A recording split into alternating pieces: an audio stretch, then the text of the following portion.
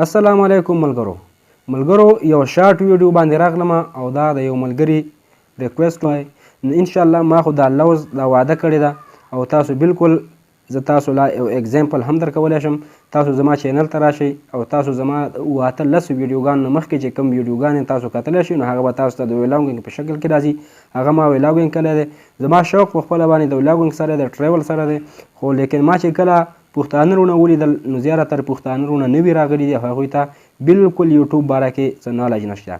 نو ما دا ښه وګڼله چې یاره خیر د پرېږده خپل مقصد د دې پښتنو لپاره د خپل کار وکړم او امید کوم چې تاسو به زما نه ښه پوهیږئ. خو انشاءالله صرف د نوي یوټوبرز لپاره زما خصوصا دا ویډیو ده. نو هغه ملګري زما نه ریکویسټ کړی چې سکرین ریکارډر او سکرین شاټ دا په څه طریقه باندې کېږي، نو هغه ملګري دپاره خاص دا ویډیو ده. زه په خپله باندې ایزډ سکرین ریکارډر بالکل مخامخ تاسو ته دا ښکاري، زه دا یوز کوم. نو زه چې کله ویډیو جوړوم نو زه په خپله باندې دا آن کوم او د دې نه بیا زه د سکرین نه ویډیو کوم. اوس د دې د آن کولو طریقه سره تاسو به سمپل دغه ایزډ سکرین ریکارډر که تاسو سره هر یو اپلیکیشن هغه باندې به کلیک وکړئ. کله چې هغې باندې کلیک وکړئ اوس ګورئ زه د سکرین ریکارډینګ کوم او دا ورسره روان دی. ښه دا بالکل همدغې باندې ښکاري ایزډ سکرین ریکارډر، زه همدغې باندې لګیا یم او دا سکرین ریکارډینګ کوم. نو تاسو سره چې هر یو اپلیکیشن هغه تاسو یوز کولی شئ. دا ګورئ 150 صحیح شو.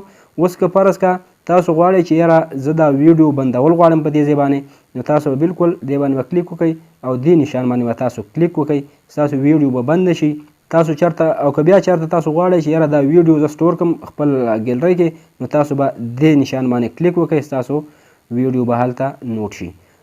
بیا دا دریم نمبر اوس فرض که ته ویډیو جوړې سکرین ریکارډر کې او تاله اوس مخامخ راله چې یاره دې اپلیکیشن باندې زه دې اپلیکیشن باندې فرض که دې ملګرو ته وښایم چې دا اپلیکیشن دی یا دا اپلیکیشن دی یا دې ځای باندې ټیک وکړه یا دې ځای باندې، نو دې لپاره نښه کول پکار دی. نښه به زه به څه باندې کوم، نو دې باندې به تاسو کلیک وکئ ګورئ او بیا به لاندې راشئ دې برش دې باندې به کلیک وکئ. نو دا تاسو ته ګورئ اوس فرض که زه د ایزډ سکرین ریکارډر زه دې باندې نشان کوم، تاسو دغه شان نشان هم کولی شئ. بیا که فرض که تاسو وایئ چې یاره دا خو موږ دغه شان نشان پرې وکړو اوس به دا ختمو څنګه، نو تاسو یو ډیلیټ دی یو دا ضرب دی، دې ډیلیټ باندې صرف دغه ختمولی شئ، نور ستا برش چې دی هغه اوس هم کار کوي دا کتلی شئ. نو دې ډیلیټ نه صرف او صرف دغه عارضي دغه ډیلیټ شو، باقي ستا برش اوس هم کار کوي.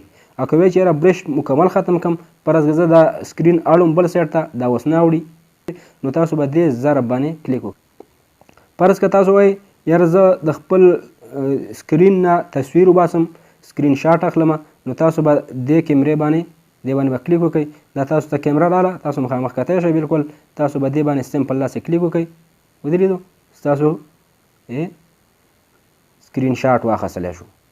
ډېره اسانه او ایزي طریقه راغلی.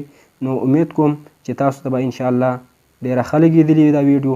که ویډیو مو خوښه شوي ملګرو لایک کومنټ ضرور وکئ او که چینل باندې نوي یې نو چینل ځان سره سبسکرایب کړئ. ما هم خپل دعاګانو کې یاد ساتئ. چېرته چې ښاد آباد او بریالي اوسئ. د الله په امان.